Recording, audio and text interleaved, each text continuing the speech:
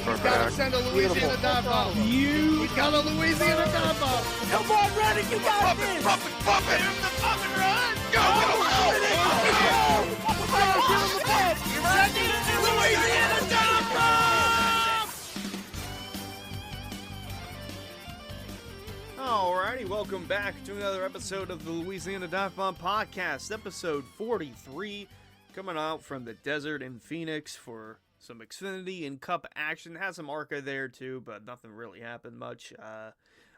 So let's go ahead and dive right into the Cup side of things, where it was an interesting story heading into the weekend because I kind of forgot about this. The different tire options. So we have the regular primary yellow tires, and then we had a different option tire. It was the red one. It was quicker in the short run, but eventually as the longer the run went, the more the tire would fade away. Now, I completely forgot about this. So they had 6 sets of the regular yellow tire and then 2 sets of the red. Didn't really know what to expect, but all I know is that I made my picks before the race weekend, and then after I learned of it, I already made my picks, and I was a little bit horrified by that because I didn't know what to expect from it. Early on, saw that Ryan Preece was the first one to test it out, and it worked out tremendously well for him. He wound up getting some good stage points in Stage 1, but we got to talk about the action that happened in Stage 1 itself. So Kathrine Legge made her Cup debut, and 4 laps in, she spun out and caused a caution. Now, the amount of discourse that I've seen on the internet, solely just from her being in the Cup Series and wrecking early, kind of getting a bad rep just because, previous history of women in NASCAR. Danica definitely didn't do that any favors. But I honestly don't understand this because she's such a qualified driver in her previous tenure. I mean, Danica, yeah, she raced in IndyCar, but Kathrine Legge's been in the Indy 500. I mean, she's been in IMSA before. She's done a lot across all sorts of motorsports. So I feel like the amount of hate that she's been getting is sort of unnecessary. That being said, there was a large figure on the interweb known as Twitter that spread a lot of hateful things, or was just saying how right he was about how bad that Kathrine Legge was, how she's a bad driver and not a good human being at all, which, I don't know. I disagree. But let me just say this. I'm not going to name names, but I've hated that guy for a long, long time, and I was always the odd one out because of it. The hate that she got yesterday from him, a little bit unnecessary. I mean, it's not like she was going to blow everyone's socks off with how fast she was. She's in the 78 car. It's a BJ McLeod car. It's not going to be fast there regardless, but compared to where she finished, she did better than what I anticipated. It was her first Cup start ever. I mean, she's not used to the next gen. There was discourse earlier in the week about how Mike Wallace would run laps around her. Was she slow? Yeah. Was it kind of expected? For me, yeah. I don't know what everyone else expected from it, but anyway, she wrecked early on lap 4, and everyone was up in arms over hate being thrown her way. She didn't deserve any of it. She's a qualified athlete compared to other drivers that have been in the sport. So there's that.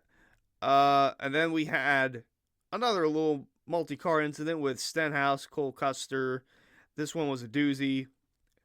Turn 1, turn 2, they would go 5, 6, 7 wide. No, I don't think they went 7 wide. They pushed 6 maybe, but they were about 5 wide here. Noah Gragson got into Cole Custer in turn 2, which led him into Todd Gillen in the 34, into Ricky Stenhouse, caused Stenhouse to spin, and then he clipped Custer again.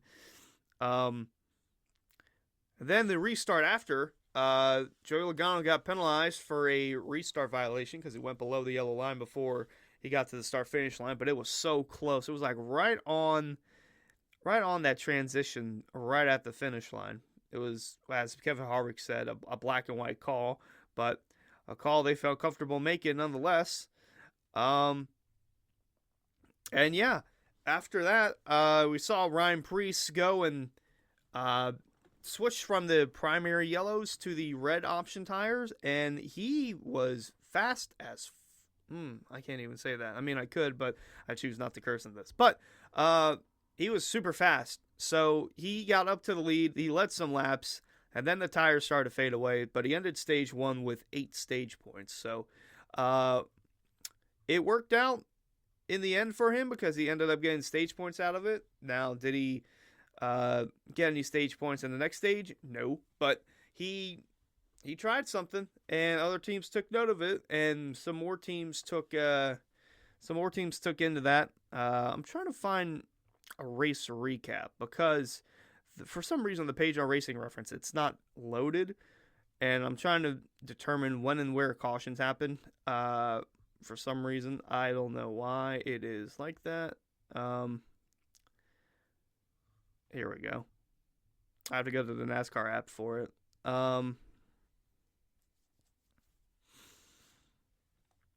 So yeah, the end of stage 2 happened, or the end of stage 1 happened, I should say. Yeah. Okay, so in stage 2, things were going great. I mean, some guys had the reds, most guys still had the yellows, but one of the guys that did have red tires, Michael McDowell, he ended up cutting a tire heading into turn 3. That ended up bringing out the caution, and then we got a complete chaotic crash heading into turn 2, where the sole end of that, see, this is the difficult part about it, because it really wasn't his fault. I mean, he came up, but it was off the 7's reaction. So, they were 4 wide, again, through turn 2. Pushing it, Ty Gibbs is low, Justin Haley's the second car in line, Chase Briscoe's the third car in line, and then Carson Hocevar is the fourth car in that 4 wide trio. So from inside to outside, Ty Gibbs is all the way low.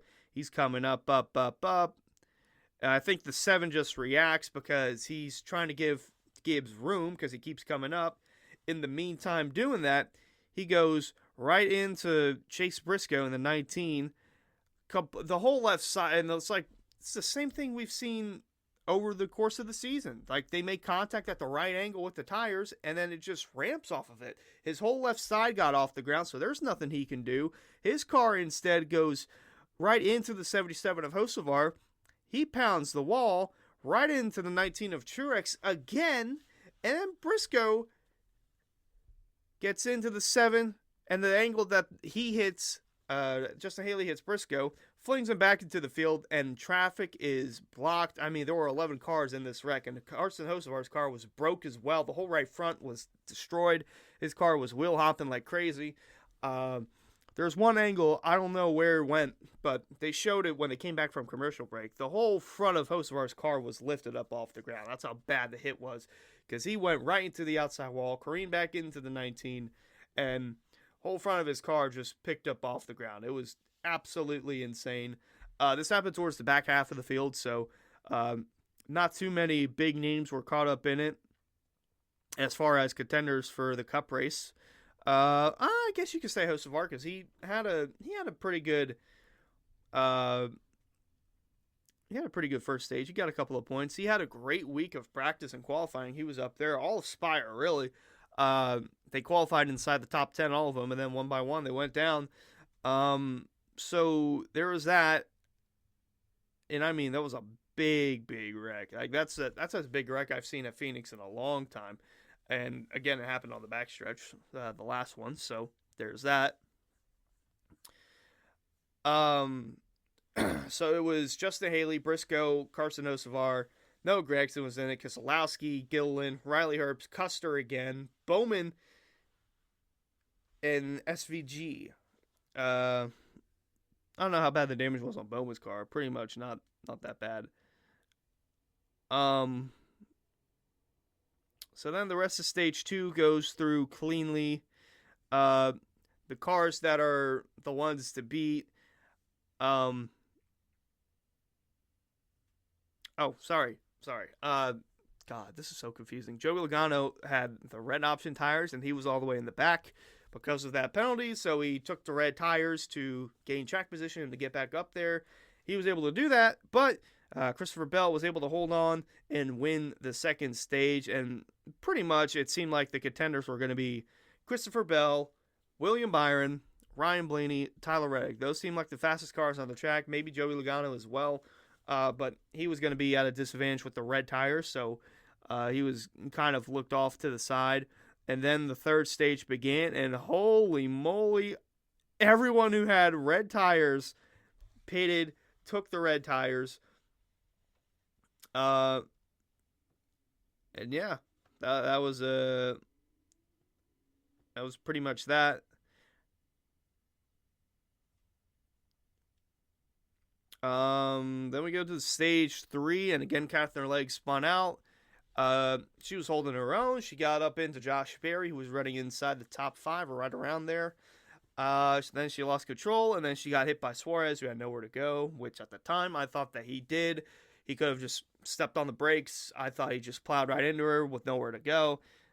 Actually, no, that's not all what happened. I thought he just ran right into her, and he could have went lower. He could have went on the brakes, but the angle that he was at coming on corner exit, not too good. So that ended Kathrine Legge's day, but she didn't finish dead last like people thought she would. So there's that. She knows how to.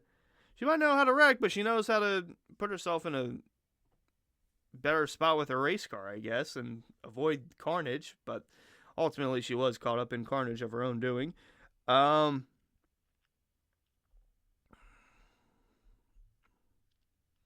So then,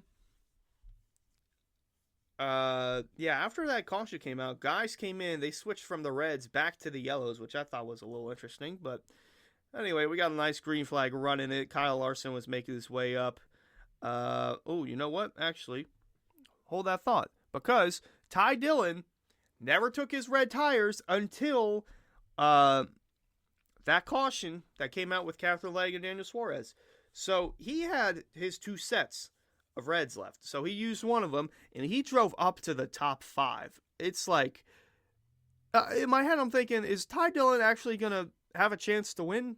He's had a pretty good season all around for it being a quality car, and for him being bouncing from team to team to team, whether that's in truck or Xfinity or Cup, but he was running 4th. And then Bubba lost brakes heading into turn 1, and his car just careened hard into the outside wall. The caution came out, and this is what changed the race because the Hendrick cars were pitting. Chase Elliott, he was nowhere to be found all race, but William Byron pitted, and he was a contender for the race win.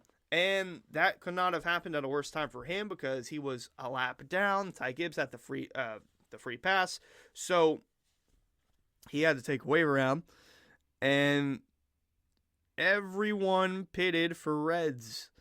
But this was a terrible time if you were a fan of certain drivers and wanted certain drivers to do well.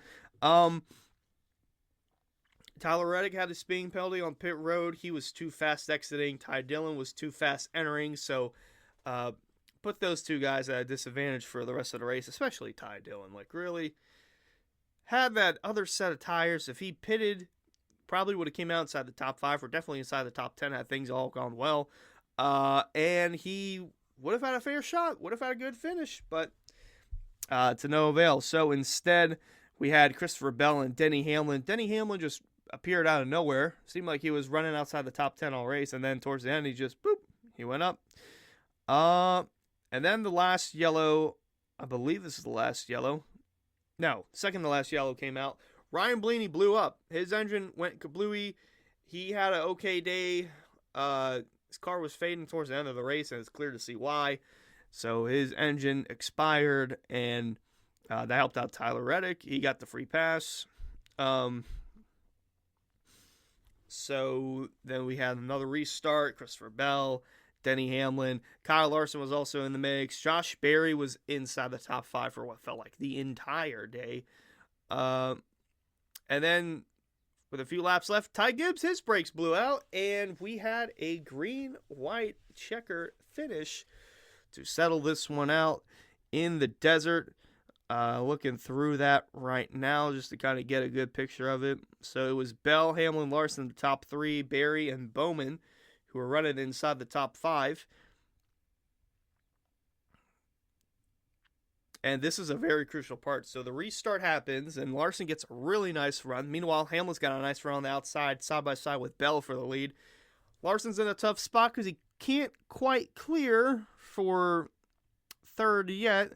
And then when he does, he has the opportunity to go low and make it 3 wide and make everything a nightmare for the Gibbs cars. But he chooses not to because he was going low, and then he switches up to the outside lane, give the momentum push to the 11 of Hamlin, rolling through 3 and 4. And, I mean, might have been the smart thing to do, but Larson kind of took himself out of contention with that move.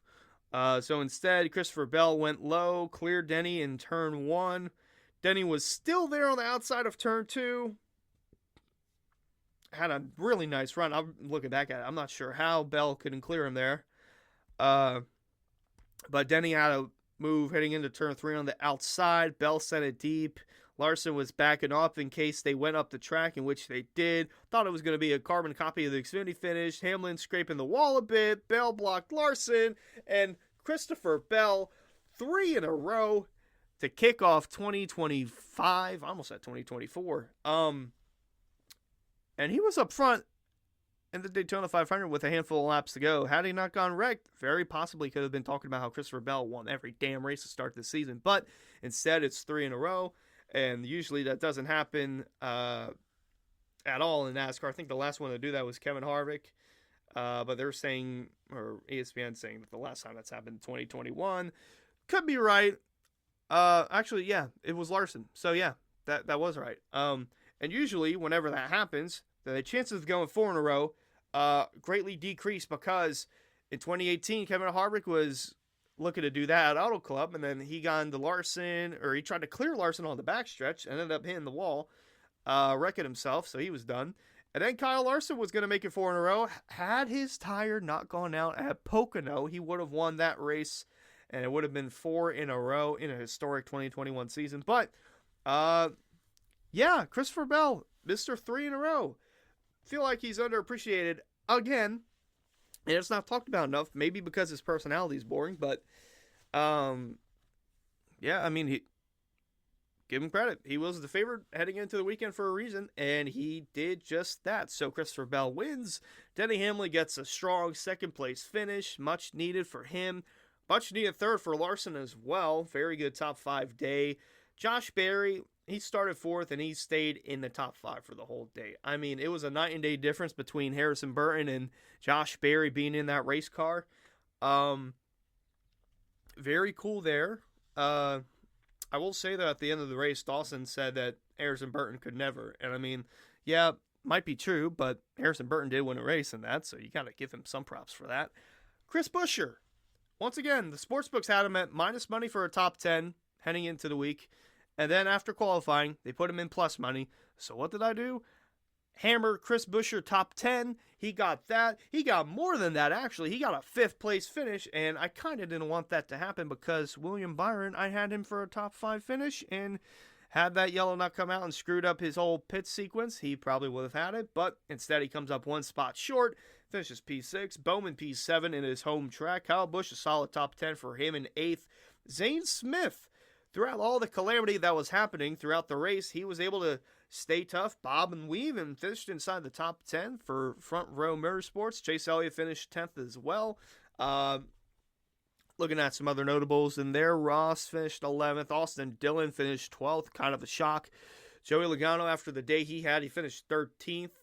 That restart violation killed him because he had to use his red tires early. He couldn't use them late, and he fell back because of it. John Nemechek, 14th. He started all the way back in 36th. I thought he was a goner for that race, but not so much. He was running 10th with like 15 laps to go, so he was in a good spot for a good finish. It's still a solid finish.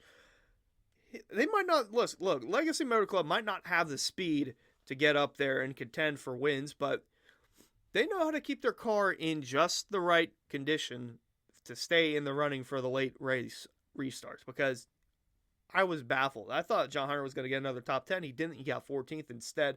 Ryan Preece finished 15th, but he got good stage points, so it helped him out in the end. Ty Dillon, 16th. Almost, if he didn't speed on pit road, he probably would have had a top 10 at the bare minimum. Tyler Reddick finished 20th after his speeding penalty. Looking through, Suarez finished 23rd after his wreck with Kathrine Legge. Michael McDowell finished 27th, but he had the Xfinity fastest lap of the race, so that's a bonus point for him. Could come in clutch for the later runs in the season. Ryan Blaney finished 28th, Bubba 29th, Kathrine Legge 30th, Shane Van Gisbergen 31st, Custer 32nd, Keselowski, Haley, Briscoe, Hocevar, and Riley Herbst round out the field. We go to Las Vegas next week, where I would assume Bell, Larson, Reddick got to be the favorites for that one.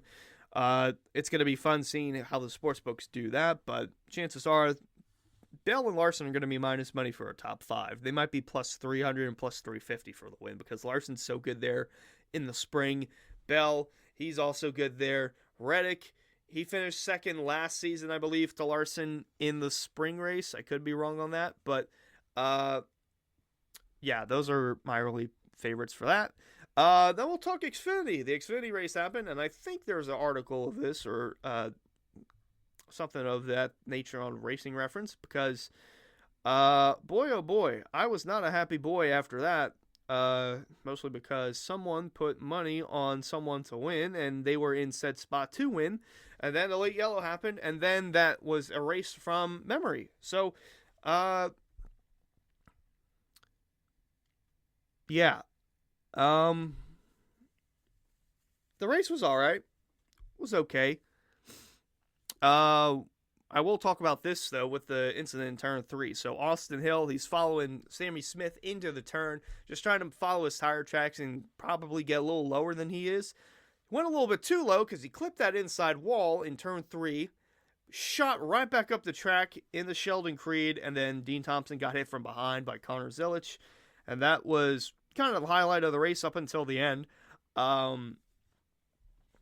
Yeah, so that inside wall sticking out, it was there at the old Phoenix configuration because of the way pit road was, and that's how safety vehicles got on the track in case there was an incident that happened in that turn. But after the reconfiguration, they kind of kept that wall there. And I thought that they were going to, because they were shortening up pit road, so I thought that they were going to get rid of that and then just have like a big old like dive bomb lane down there.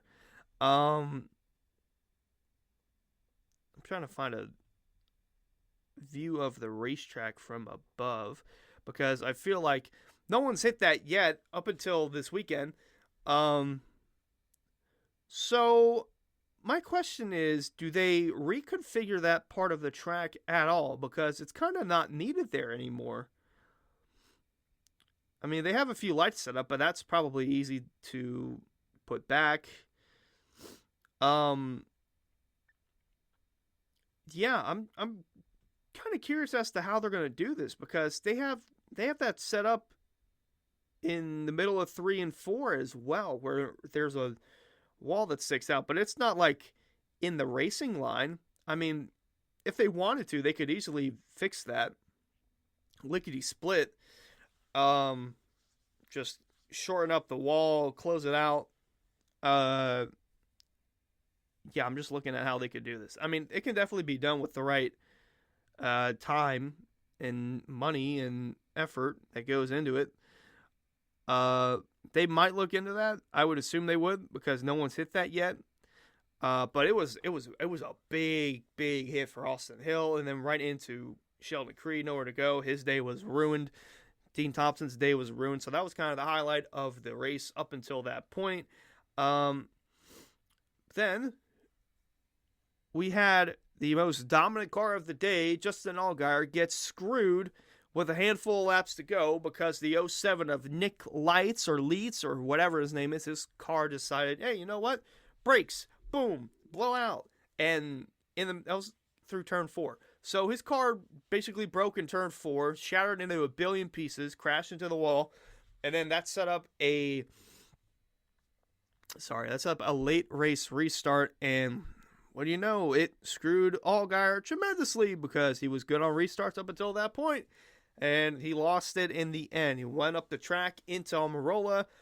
Alex Bowman went 4 wide with Brandon Jones through that and took the lead, and then Almirola on the last lap, he went low. Bowman gave him the low lane, so that was kind of his fault, but Bowman went high. Almirola went low. It seemed like Bowman was going to have the runoff 4 to win, but Almirola is wheeling it, and he basically put Bowman in the wall and then scooted on through to win the race, and Brandon Jones narrowly got there as well. Justin Allgaier, once again, dominant car at Phoenix, getting screwed out of another win. Don't put your money on him in the future ever at Phoenix. I mean, leading last spring, cut a tire while leading with a handful of laps to go. And then in the fall, leading on the last lap, Riley Herbst was going to send him regardless because he wanted to win. So he just let him have it. And then this one, he leads 130 laps of 208, and he still doesn't win the damn race. I mean, his luck at Phoenix is so terrible. He didn't win the championship last year, but at what cost? So there's that. Almirola won, Bowman second. Brandon Jones just came out of nowhere to get third. I think the bigger story out of all this, in my opinion, should be Ryan Sieg. So he had an okay car in practice, maybe slow, but where his garage stall was, he hit some sort of elevated ramp or something. There was like elevated concrete that was there, and it completely tore the front of his splitter up. It was so bad they had to go to a backup car within a couple of hours, try to get everything dialed in. And he drove all the way from basically dead last in the field to fourth. He had a fourth place finish in a backup car at Phoenix. Just absurd to think about. I don't know what that's going to mean for Vegas, though. I don't know if that was their car that they were going to use for Vegas, but chances are it probably wasn't. Just because if the setup was the same from the primary car, it probably wasn't that good of a car because he wasn't fast in practice. He qualified 30th. Wasn't good at all. So whatever backup it was a beauty of a backup, and should probably be the primary car for short tracks going in the future. Allgaier 5th, Taylor Gray 6th, Sam Mayer 7th, Christian Eckes just a few spots away from top 5, finishes 8th, Jesse Love 9th, Nick Sanchez solid top 10, Parker Retzlaff 11th after missing last week at COTA, so that is big for him. Looking through some other notables, Connor Zilisch was 16th. He had a top 5 day, but messed up on pit road twice, and it costed him big time on the track. Brendan Poole 17th. He missed. No, actually, no, he didn't miss last week at COTA. Kyle Sieg 18th. Very solid finish for him. Usually does well at Phoenix for some reason, and not complaining about that. Keep up the good work there, bud. Harrison Burton 20th. Clements 21st. Looking at other notables, Chris Wright 25th. A lot of people don't like him. Carson Quaffle, his car broke towards the end because he finished 26th. Nick Lights ruined my straight bet of Allgaier winning. He finished 30th. The only cars to DNF were Dawson Cram, Sheldon Creed, Austin Hill, and Dean Thompson. So the Xfinity Series goes to Vegas, as well as the Truck Series does. So the trucks are back in action in Sin City. So not really sure what to expect on the truck side of things, but Austin Hill's usually fast at Vegas. If Almirola's racing, wouldn't be surprised if he was up there as well. Maybe Zilisch, maybe Quaffle. I don't know. I don't know what to expect for the Xfinity side of things. That's a lot more wide open. Maybe Eckes could have a day. Who knows? So I'll keep it brief with that. There was discourse at the end of the Xfinity race for how Eric Almirola won his race, and I mean, you could tell that on a different angle that they had of the finish, Almirola, he didn't intentionally put Bowman in the wall. He was wheeling it off 4, and he was just loose as a goose, but that's what happens when you usually smash the throttle as hard as you can when you don't ease into it, because he was definitely flooring it for the finish, and I mean, rightfully so, but yeah, just straight up put Bowman in the wall, and I thought we were going to have a repeat of that with the Cup race. Almost happened to a T. Hamlin had the run, then he got too high on the corner exit, and then Bell came down and blocked Larson and won. So I don't really have an issue with the way that Almirola won. I can see why other people have an issue with it because it wasn't clean. It wasn't the good hard race. I mean, they had good hard racing, but it wasn't 100% clean. Like they thought that he put him in the wall, which he did. Was it intentional? No. But, yeah, just leave it at that. I really don't have any thoughts on it because I was so mad that Allgaier lost the race at that point, so I kind of didn't care. Yeah, that's about it. Really don't have much else to say other than to check out. Sorry. Oh, I need a drink. Check out HunterSleepingMedia.com. I got my picks dialed in. If anyone had Christopher Bell, he was the favorite. Good for you. I had Busher top 10. I thought about putting him in my article, but then I was like, you know what? That would be cool, but Carson Hocevar is the man. I think I did put Busher in my article. I could be wrong on that. Yeah, I had him and Hocevar on it. But Hocevar was my dark horse, and it seemed like he was going to have a day, not to mention his crew chief, Ronnie Childers, who he used to crew chief for, Kevin Harvick, the man who dominated Phoenix for many, many years. So it's like, okay, maybe it's not a shock that he's up here because he had good speed in practice. He had a great qualifying. So his odds went down dramatically. It was plus 4,500 to win and went down to plus 2,200 just before the race. I'm kind of glad I didn't put any money on him, though, to get a top 10 because he wrecked out. So that's that. We'll see if the speed for Spire transfers over to Las Vegas. And, I mean, it should with the way that things are going. They're bringing speed to the track. They got to stay out of trouble. So we'll leave it at that, and we'll see what happens at the desert. Thank you for listening to this episode of the Louisiana Divebomb Podcast. I'm signing out, saying see y'all next week.